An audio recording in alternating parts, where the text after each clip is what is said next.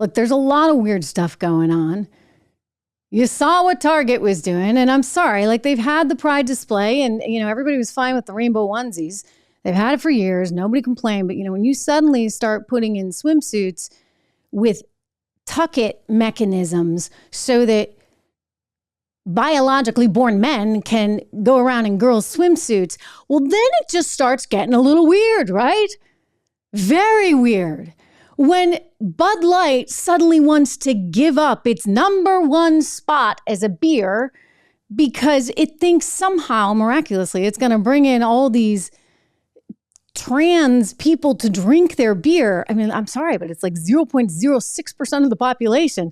It's not going to be a big market for you guys, but somehow they think that that's the answer to everything. What you have is a situation where ESG, this, environmental, social governance, is affecting the business decisions of actually publicly traded companies who, by the way, have a duty to their shareholders to maximize their profits and grow their businesses. But that's not what's happening now, because you have these ESG implants that go into these companies and they have their agendas. And by the way, the agendas work with a lot of the investing community as well, because what do you think BlackRock is? And some of these other very large institutions which are putting money to work in all of these places. And by the way, putting money to work based on whether or not they have a high enough ESG or DEI score.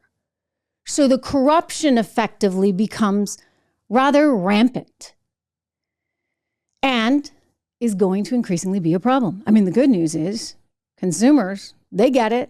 We get it. We recognize the problem. We're not shopping at Target anymore. It's why Target stock is just going down. It's off the ledge here.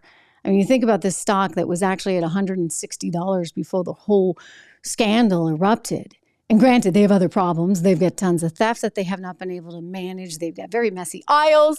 We heard from the former vice chairman here on the program just the other day, Jerry Storch, who was talking about that. Very messy aisles. They have things that they never ran in terms of specials before, showing perhaps their desperation as they try to get more of that audience share from Walmart, who has had much stronger sales in this environment. And then you factor in all of this because they have somebody in their marketing department that happened to have been, this was Carlos Saavedra, who's the head of the brand marketing department there at the company. And apparently he's on an LGBTQ board and clearly had a little bit of an agenda. I mean, what I don't get is why nobody told the company's CEO, or maybe they did, that this was going to be happening. This would be Brian Cornell, who has done a pretty good job historically running Target, and it's been a pretty successful company. Just recently, it's sort of fallen out of bed.